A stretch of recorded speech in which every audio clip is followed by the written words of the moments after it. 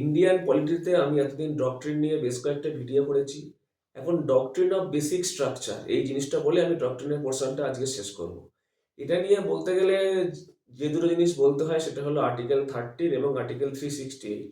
আমরা জানি আর্টিকেল 13 এ বলা আছে যে পার্লামেন্ট এমন কোনো ল ইন্ট্রোডিউস করতে পারে না যেটা ফান্ডামেন্টাল রাইটকে ভায়োলেট করে, তাই তো?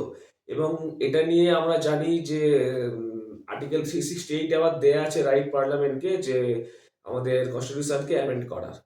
এখন অ্যামেন্ড করার প্রয়োজন হলো কেন? কারণ আমরা জানি যখন কনস্টিটিউশন তৈরি হয়েছিল তখন সোশিও ইকোনমিক বা পলিটিক্যাল কন্ডিশন যা ছিল সময়ের সাথে, সাথে তা চেঞ্জ হয়েছে। সুতরাং অ্যামেন্ডমেন্ট তো করতেই হতো। ফার্স্ট অ্যামেন্ডমেন্ট যেমন আমরা করেছিলাম যে 1951 এ, যেখানে আমরা জানি 9th শিডিউলকে ইন্ট্রোডিউস করেছিলাম এবং রাইট টু প্রপার্টির যে অ্যাক্টটা তার উপর বেশ কিছু চেঞ্জ এনেছিলাম। তাই তো? এখন এই চেঞ্জগুলোকে চ্যালেঞ্জ জানানো হয়েছিল শঙ্করী প্রসাদ ভার্সেস ইউনিয়ন অফ ইন্ডিয়া কেসে। যেখানে বলা হয়েছিল হ্যাঁ, পার্লামেন্ট অ্যামেন্ড করতে পারে না, কিন্তু এমন কিছু ল আছে যেগুলো ফান্ডামেন্টাল রাইটকে অতটাও ভায়োলেট করছে না, সেখানে অ্যামেন্ডমেন্টটা অ্যাপ্লিকেবল।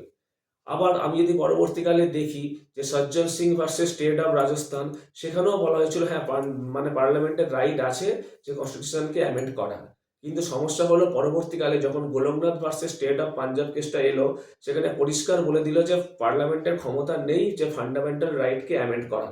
তো পার্লামেন্ট কোথায় অ্যামেন্ড করতে পারবে, কোথায় অ্যামেন্ড করতে পারছে না, এটা নিয়ে তো সমস্যা ছিলই।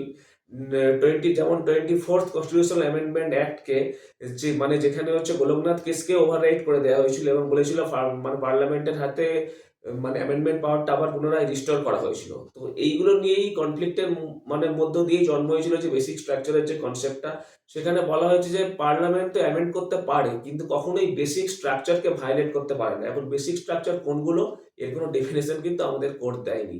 বিভিন্ন টাইমে যখন বিভিন্ন কেস কোর্টে উঠেছে তখন কোর্ট ডিসাইড করেছে, সুপ্রিম কোর্ট, যে হ্যাঁ, এটা কি বেসিক স্ট্রাকচারের মধ্যে পড়ছে তাহলে এটাকে অ্যামেন্ড করা যাবে না, আর না পড়লে এটাকে অ্যামেন্ড করা যাবে। যেমন কোনগুলো? সেকুলারিজম, ফেডারালিজম, বা আমি বলতে পারি free and fair election, independence of judiciary, judicial review. ঠিক আছে? এই সমস্ত বেশ কিছু জিনিস আমার পড়ছে বেসিক স্ট্রাকচারের মধ্যে, যেগুলোকে পার্লামেন্ট অ্যামেন্ড করতে পারবে না, বাকিগুলো পারবে।